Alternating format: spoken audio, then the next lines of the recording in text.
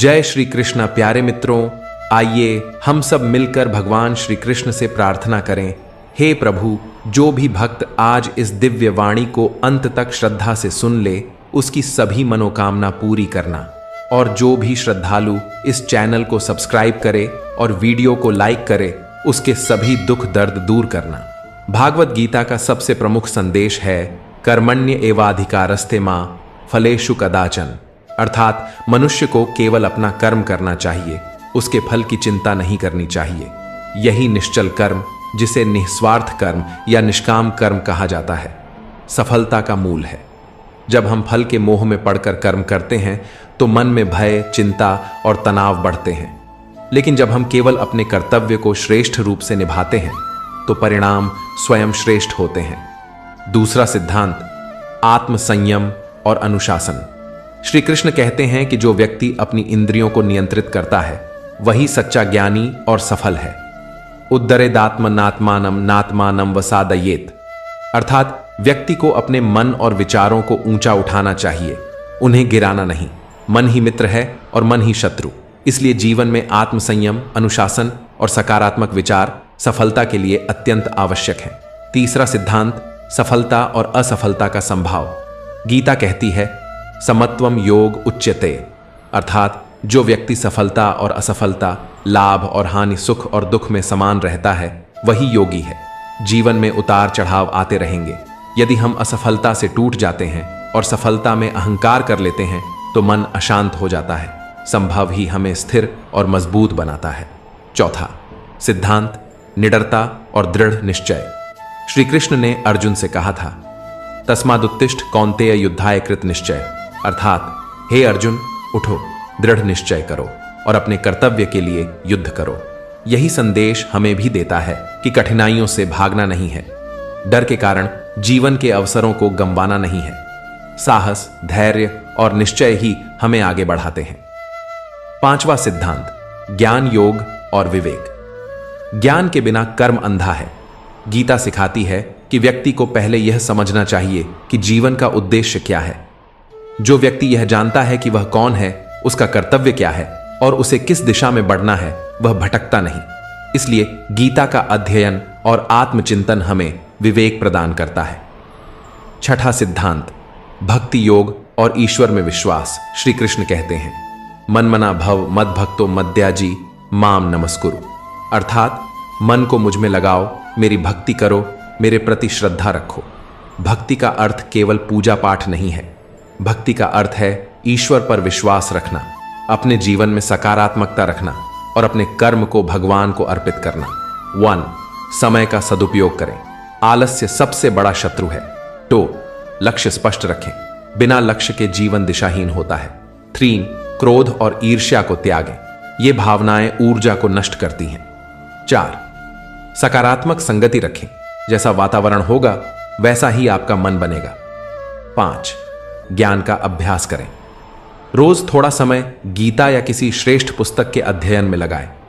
भविष्य के लिए प्रेरणा भगवत गीता केवल युद्ध भूमि का संवाद नहीं है। यह हर उस व्यक्ति की आवाज है जो जीवन के संघर्षों में खड़ा है। जब जब हम भ्रमित होते हैं, गीता हमें रास्ता दिखाती है। याद रखिए, जो हुआ वह अच्छा हुआ, जो हो रहा है वह भी अच्छा हो रहा है, जो होगा वह भी अच्छा ही होगा। यह विश्वास हमें चिंताओं से मुक्त करता है और आगे बढ़ने की शक्ति देता है। यदि आप श्री कृष्ण के इन उपदेशों को जीवन में अपनाते हैं तो न केवल सफलता बल्कि आंतरिक शांति भी प्राप्त होगी। गीता का सार यही है, कर्तव्य करो, सकारात्मक रहो, भय छोड़ो और अपने लक्ष्य की ओर बढ़ते रहो। 1. जीवन का उद्देश्य और दृष्टिकोण। श्री कृष्ण ने अर्जुन से कहा था स्वधर्मे निधनम श्रेयः परधर्मो भयावह, अर्थात अपने धर्म, अपने कर्तव्य का पालन करना ही श्रेष्ठ है। यहां धर्म का अर्थ केवल पूजा पाठ नहीं बल्कि जीवन में हमारी भूमिका है। एक विद्यार्थी का धर्म है पढ़ाई करना। एक कर्मयोगी का धर्म है ईमानदारी से काम करना। एक परिवारजन का धर्म है परिवार की जिम्मेदारियों को निभाना। लोग अक्सर दूसरों को देखकर उनकी राह अपनाने लगते हैं, पर गीता कहती है अपना मार्ग खोजो, तुलना छोड़ो। जो कार्य तुम्हारे स्वभाव, क्षमता और परिस्थिति के अनुरूप है वही करो। यही स्थायी सफलता देता है। डू मन और इंद्रियों पर नियंत्रण का विज्ञान। गीता कहती है यदा संहरते चायं कूर्मोंगा नीव सर्वशः। जैसे कछुआ अपने अंगों को भीतर समेट लेता है, वैसे ही साधक को अपनी इंद्रियों को नियंत्रित करना चाहिए। क्यों जरूरी है? अनियंत्रित इंद्रियां हमें मोह, क्रोध, आलस्य और अस्थिरता की ओर ले जाती हैं। अनुशासित मन हमारी ऊर्जा को एक दिशा में लगाता है। व्यावहारिक अभ्यास, ध्यान। रोज 10 से 15 मिनट गहरी सांस लेकर ध्यान में बैठें। संयमित दिनचर्या, भोजन, नींद और कार्य में संतुलन रखें। डिजिटल अनुशासन, अनावश्यक मोबाइल उपयोग को कम करें। 3. भय का नाश और निडरता की शक्ति। श्री कृष्ण ने अर्जुन को युद्ध में इसलिए खड़ा किया क्योंकि भय व्यक्ति को जकड़ देता है। निवृत्तम भय शोकादि मनः संयम्य तिष्ठति, अर्थात जो व्यक्ति भय, शोक और असुरक्षा से मुक्त हो जाता है वही सच्चा स्थिर चित्त होता है। जीवन में इसका प्रयोग, असफलता का डर छोड़ो, दूसरों की आलोचना से डरना बंद करो, कठिन निर्णयों को टालो मत।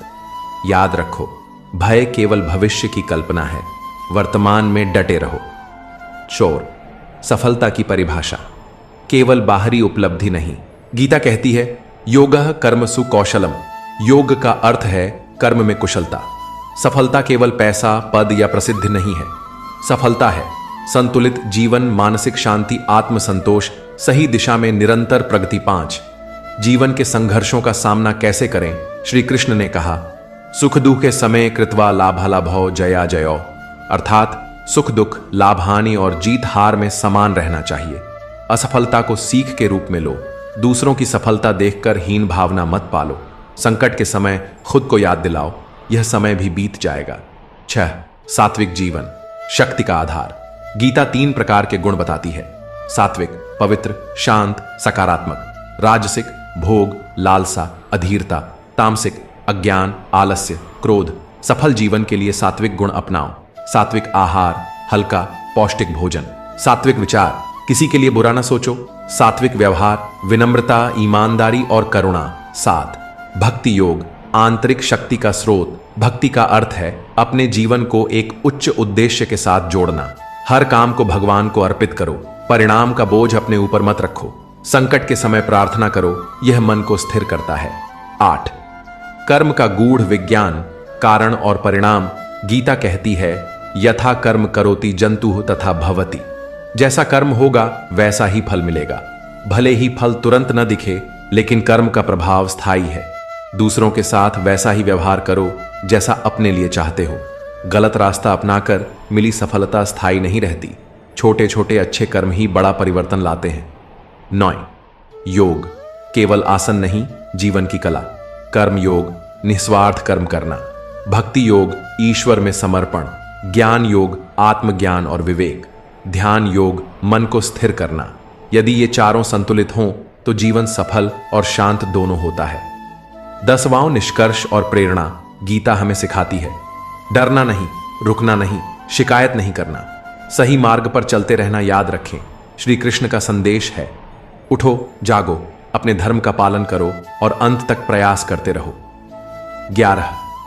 यह हमारे अंदर के संघर्ष का प्रतीक है। अर्जुन हमारे मन का प्रतिनिधित्व करता है, जो कभी भ्रमित होता है, कभी डरता है, कभी हार मानना चाहता है। कौरव हमारे भीतर के नकारात्मक गुण हैं, अहंकार, लोभ, ईर्ष्या, क्रोध। पांडव हमारे सकारात्मक गुण हैं, धैर्य, साहस, सत्य, करुणा। श्री कृष्ण वह आंतरिक चेतना है जो हमें सही मार्ग दिखाती है। हर इंसान के जीवन में रोज एक कुरुक्षेत्र बनता है, निर्णय का, संघर्ष का, सही और गलत के बीच चुनाव का। गीता सिखाती है कि अपने भीतर के श्री कृष्ण की आवाज सुनो। 12.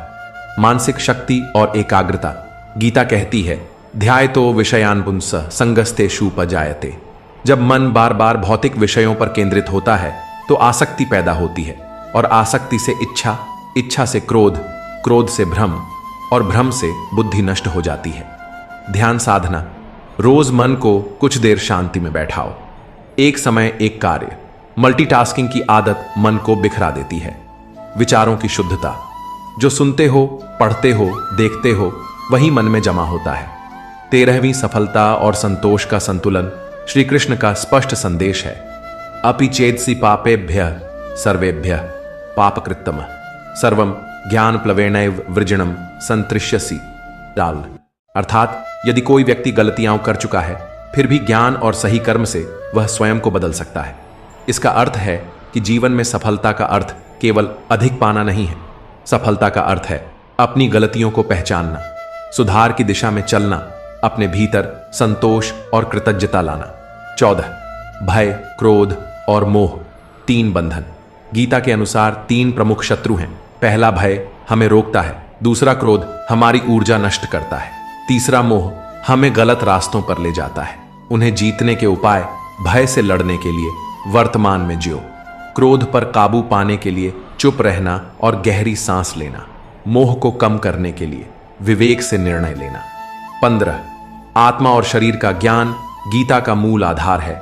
न जायते म्रियते व कदाचिन नायम भूत व भविता व न भूयः। अर्थात आत्मा न कभी जन्म लेती है न कभी मरती है। व्यावहारिक अर्थ, जब हम यह समझ लेते हैं कि हम केवल शरीर नहीं बल्कि आत्मा हैं, तब भय, लोभ और अस्थिरता कम हो जाती है। मृत्यु का डर घटता है, अस्थायी चीजों पर अत्यधिक मोह कम हो जाता है। 16वां कर्मफल का विज्ञान। कई लोग सोचते हैं कि मैं मेहनत करता हूं फिर भी फल क्यों नहीं मिलता। गीता का उत्तर है, हर कर्म तुरंत परिणाम नहीं देता। कर्मफल का चक्र गहरा है, कभी फल जल्दी मिलता है, कभी देर से। जो व्यक्ति बिना अपेक्षा के काम करता है उसे मानसिक शांति मिलती है। प्रयास पर ध्यान दो, परिणाम पर नहीं। अगर फल नहीं मिला तो सीख जरूर मिलेगी। हर अनुभव आपको अगले अवसर के लिए तैयार करता है। 17वीं सेवा और करुणा का महत्व श्री कृष्ण कहते हैं, यज्ञ शिष्टाशिनः संतो मुच्यन्ते सर्वकिल विषय। अर्थात जो लोग दूसरों के कल्याण के लिए कार्य करते हैं वे अपने कर्म बंधनों से मुक्त होते हैं। जीवन में कैसे अपनाएं? किसी की मदद करना केवल दान नहीं, आत्मविकास है। सेवा हमें अहंकार से दूर रखती है। जितना संभव हो समाज के लिए कुछ करो। 18 अंतिम संदेश, उठो और आगे बढ़ो। गीता का सार यही है, डर मत, खुद पर भरोसा रखो, कर्म करते रहो, सही दिशा में बढ़ो, जीवन को उद्देश्यपूर्ण बनाओ। अगर आपको यह वीडियो अच्छा लगा तो वीडियो को लाइक, चैनल को सब्सक्राइब और कमेंट में राधे कृष्णा लिखना ना भूलें।